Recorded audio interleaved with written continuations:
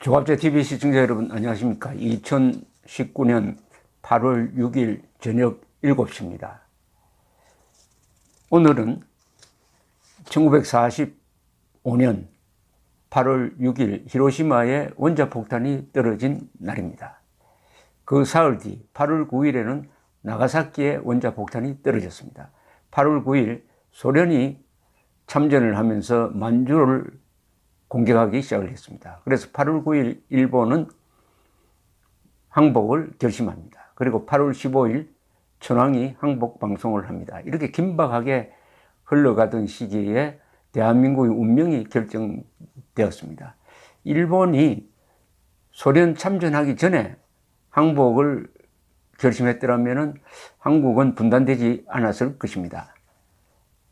그러나 너무 늦게 결정을 해가지고 소련군이 부산까지 내려올 때까지 항복을 결심하지 않았더라면 한국은 지금 공산화된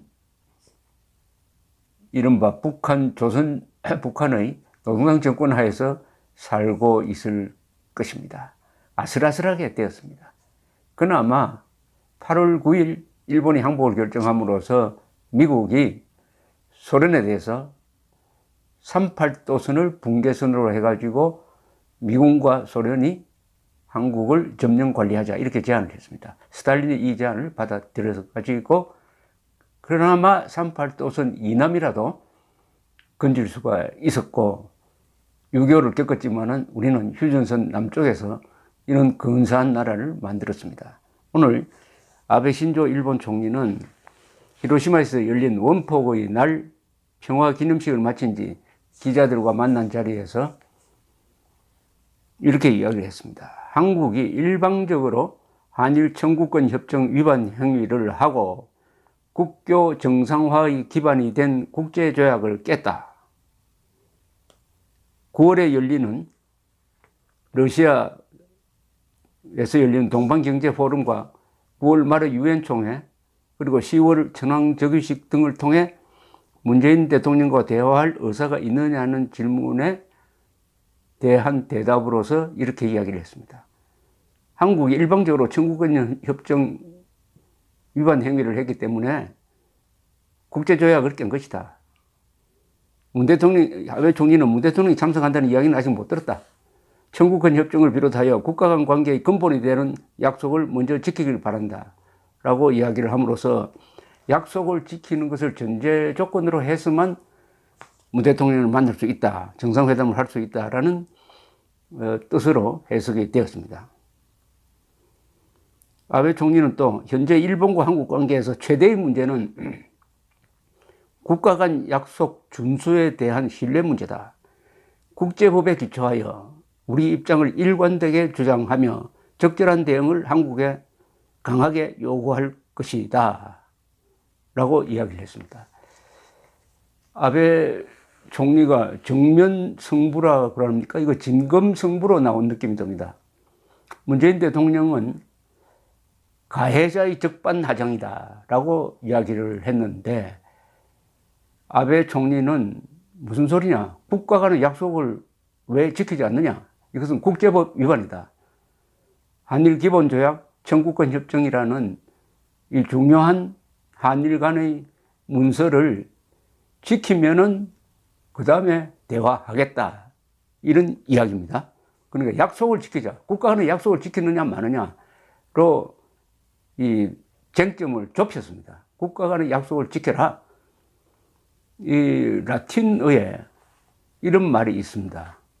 팍타 순트 세르반다는 말이 있습니다. 팍타 순트 세르반다라는 라틴어의 이 법어는 그 뜻이 약속은 지켜야 한다라는 이야기입니다. 약속은 지켜야 한다는 이 유명한 라틴어가 국제법의 기초가 되고 있습니다. 국가 간의 약속은 지켜야 한다. 한국과 일본 사이에 누가 약속을 어겼느냐? 이것을 쟁점으로 삼자. 과거의 아픈 기억 이런 거 이제 우리는 논외로 하겠다. 이제는 한국에 대해서 사과할 만큼 사과했다. 더구나 2015년 말에 아베 박근혜 합의에 의해서 종군 위안부 문제도 최종적으로 해결된 것으로 본다. 이렇게 딱 선을 그었습니다. 자, 이런 아베의 정면 승부에 대해서 문재인 대통령은 그동안에 이런 류의 주장을 해왔습니다. 지난 금요일 일본의 수출 규제 강화를 그날 오전에 화이트리스트에서 제외한 결정을 본 그 직후에 오후에 열린 임시국무회의에서 이런 표현을 했습니다. 일본을 가해자의 적반하장이라고 표현했습니다. 그런데 이 적반하장이라는 말은 도둑이 오히려 지팡이를 든다는 뜻으로 아베 수상을 또는 일본을 도둑이라고 지칭했다 해가지고 일본에서 발칵한 부분입니다. 하여튼 그런 감정적인 표현을 한 문재인 대통령은 이어서 이렇게 이야기를 했습니다. 무슨 이유로 변명하든 일본 정부의 이번 조치는 우리 대법원의 강제징용 판결에 대한 명백한 무역보복입니다. 또한 강제노동 금지와 삼권 분립에 기초한 민주주의라는 인류 보편적 가치와 국제법의 대원칙을 위반하는 행위입니다. 일본이 G20 회의에서 강조한 자유무역 질서를 스스로 부정하는 행위입니다. 개인 청구권은 소멸되지 않았다고 일본 정부 자신이 밝혀왔던 과거 입장과도 모순됩니다. 이렇게 이야기를 했습니다. 여기에 대해서 아베는 답을 내어놓은 거죠. 그렇게 복잡하게 설명할 필요 없다. 청구권 협정, 한일 기본 조약 지켰느냐 안 지켰느냐, 거기에 대해 대답을 하라. 이런 이야기죠. 문재인 대통령으로서는 상당히 아픈 지적입니다. 문재인 대통령으로서는 상당히 아픈 지적입니다. 왜냐하면 국가와 국가 간의 관계는 조약으로서 형성이 되고 그 조약이 국회에서 비준을 받으면 국내법으로 스며들어와서 국내법적 효과를 가지고 있습니다. 한일 기본조약, 청구권 협정 이거 모두 전부 우리 국회 비준 동의를 받은 것입니다. 국내법입니다. 그러면은 약속을 지켜야죠.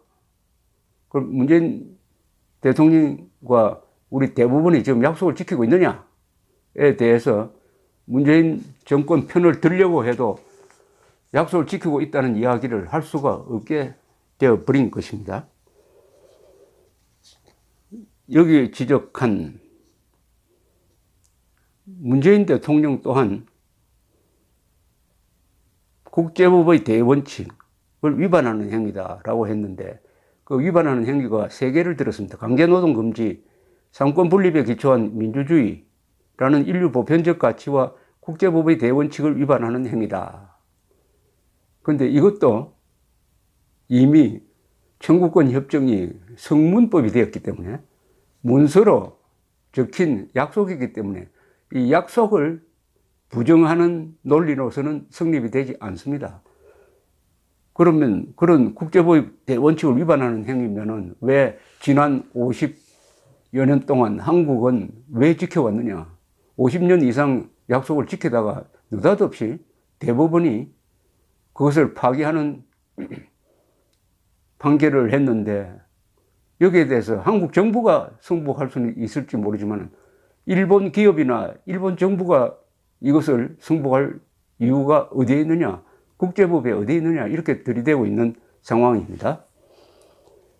작년 10월의 징용공 배상 판결 때 13명의 대법관 중에서 11명이 찬성, 반대 의견을 낸 권순일, 조재현 대법관의 주장은 오히려 아베 총리를 도와주는 그런 논리를 갖고 있습니다. 이렇게 두 대법관은 반대 의견을 냈습니다. 일본 정부가 청구권 협정의 협상 과정에서 식민 지배의 불법성을 인정하지 않고 있던 상황에서 대한민국 정부가 청구권 협정을 체결한 것이 과연 옳았는지 등을 포함하여 청구권 협정의 역사적 평가에 관하여 아직도 논란이 있는 것은 사실이다. 그러나 청구권 협정이 헌법이나 국제법에 위반하여 무효라고 볼 것이 아니라면은 그 내용이 좋든 싫든 그 문헌과 내용에 따라 지켜야 하는 것이다. 청구권 협정으로 개인 청구권을 더 이상 행사할 수 없게 됨으로써 피해를 입은 국민에게 지금이라도 국가는 정당한 보상을 하여야 한다. 대한민국 이러한 피해 국민에 대하여 지는 책임은 법적 책임이지 이를 단순히 인도적 시혜적 조치로 볼 수는 없다. 이렇게 대한민국 정부가 책임져야지 일본 기업이나 일본 정부에 대해서 손해배상을 청구하는 것은 청구권 협정에 의해서 불가능하다는 것이 확실하다. 식민 지배의 불법성 여부는 이 청구권 협정을 해석하는데 별로 도움이 되지 않는다. 그것은 중요한 게 아니다. 이렇게 이야기를 했습니다. 여기서 제일 중요하게 강조하는 것이 싫든 좋든 대한민국 헌법에 위반되느냐 안 되느냐는 겁니다. 헌법에 위반되느냐 안 되느냐. 근데 이 청구권 협정은 대한민국 헌법이나 국제법에 전혀 위반되는 내용이 없습니다. 우리한테 또 불리한 문서가 있습니다. 우리한테 불리하다기보다는 문재인 대통령에게 불리한 거죠. 청구권 협정 체결 직후입니다. 1965년 7월 5일 대한민국 정부가 발간한 대한민국과 일본국 간의 조약 및 협정 해설이라는 책이 있습니다. 여기 보면 이렇게 적혀 있어요. 재산 및 청구권 문제의 해결에 관한 조항으로 소멸되는 우리의 재산 및 청구권의 내용을 보면은 우리 측이 최초에 제시한 바 있는 8개 항목의 대일 청구 요강에서 요구한 것은 모두 소멸케 되는 바 따라서 피징용자의 미수금 및 보상금, 한국인의 대일본 정부 및 일본 국민에 대한 각종 청구 등이 모두 완전히 그리고 최종적으로 소멸케 되는 것이다 라고 딱 못을 박았습니다. 그러니까 징용 관련 손해배상 청구는 절대로 할 수가 없다. 완전히 최종적으로 소멸케 되는 것이다. 이 이상 어떻게 확실하게 못을 박습니까? 이런 게 있는데 과연 국제법정에 가서 다투면 우리가 이길 수가 있을까요? 있을까요? 문재인 대통령이 강제노동 금지와 상권분립에 기초한 민주주의라는 인류 보편적 가치와 국제법의 대원칙을 위반하는 행위를 일본이 했다고 하는데 아무리 이 주장을 해도 청구권 협정이라는 문서가 있습니다. 문서는 문서대로 해석을 해야 됩니다. 그 문서 이외의 이유를 끌어들여 가지고 이것을 뒤엎으려고 하면은 이것은 국제법이 성립될 수가 없는 거죠. 국제법이. 그러니까 국제법을 어떻게 해석하느냐 하는 데 대한 또 조약이 있습니다. 그 조약을 보면은 국제법은 통상적인 의미로 해석을 하면 된다. 그걸 읽어보면은 누구나 이해할 수 있는 범위가 그게 통상적 범위의 해석입니다. 이것은 중학생이라도 읽어보면은 이 약속은 지켜져야 하고 이 약속을 지키면은 우리는 일본인에 대해서 징용공 배상 청구 소송을 하는 것은 불가능하다는 것을 알 수 있게 되어 있습니다. 그리고 여기 삼권 분립 이야기가 나왔는데 삼권 분립에 의한 민주주의를 이게 자꾸 아무데나 써먹으면 안 됩니다. 삼권 분립은 한국 국내의 문제입니다. 국가 간의 협정은 국가와 국가의 약속이죠. 그러면은 청구권 협정을 맺을 때 일본은 대한민국을 대표하는 대한민국 정부가 맺었습니다. 그 대한민국을 대표하는 부분 중에서는 사법부도 있습니다. 사법부, 입법부 이를 다 대표를 하고 국민도 대표해가지고 서명을 하는 겁니다. 그런데 문재인 대통령의 논리라면은 아무리 국가와 국가 간의 약속을 해도 대법원이 상권 분립에 기초해가지고 판결을 내리면은 그 판결이 국가 간의 약속보다 더 중요하다 이런 논리입니다. 그러면은 국제법이 성립될 수가 없습니다. 국제법이. 그게 통용된다면은 어느 나라든 협정을 맺을 때 그 정부와 협정 맺고 대법원장과 또 다른 협정을 맺어야 합니다. 이게 있을 수가 있습니까? 우리가 책임져야 될 일이죠. 국제법, 즉 청구권 협정과 모순된 판결이 나왔습니다. 그러면은 이것을, 이 모순 관계를 어떻게 해결하느냐 하는 것은 대한민국 정부가 해야 됩니다. 대통령이 해야 돼요. 그러니까 이렇게 하면 되는 거죠. 청구권 협정과 대법원 판결이 각각 다르게 나왔는데, 우리로서는 국내적으로는 대법원 판결을 존중한다. 그러나 국제적으로는 청구권 협정도 존중해야 된다. 그러면 어떻게 해야 되느냐? 정부가 징용공들에게 배상을 하겠다든지, 아니면 정부가 나서서 이 문제를 해가지고 일본 기업에 피해를 끼치지 않도록 하겠다. 이렇게 정리를 해버리면 됩니다. 아니면은 중재위원회에 가서 해결하자. 아니면은 국제사법재판소로 가자. 이렇게 하면 되는 거예요. 근데 중재위원회도 안 간다. 국제사법재판소에도 안 간다.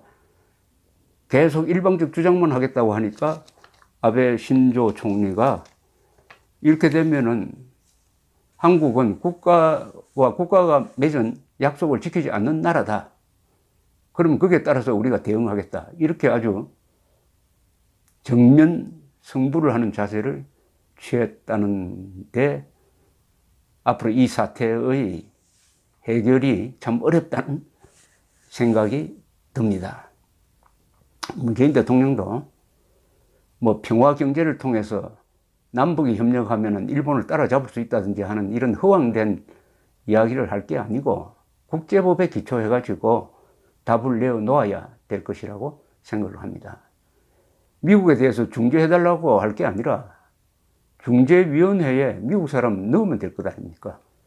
그러면 미국, 일본, 한국, 요 한미일 동맹 세 나라가 모여 앉아가지고 오손도손 해결하면 그게 해결책 아닙니까? 쉬운 방법이 있어요. 그러지 않고 계속 이 한일 갈등을 악화시켜서 반미로 확대시켜서 한미동맹을 흔들고, 그렇게 해서 대한민국의 번영을 보장하였던 해양 문화권에서 이탈해가지고 독재자가 우글거리고 있는 대륙으로 붙을 생각이라면은 물론 아베의 이 진검승부를 뭐 피하든지 아니면 다른 방법을 쓰는 방법은 있겠지만은, 그것은 대한민국이 자살로 가는 길임은 분명합니다. 감사합니다.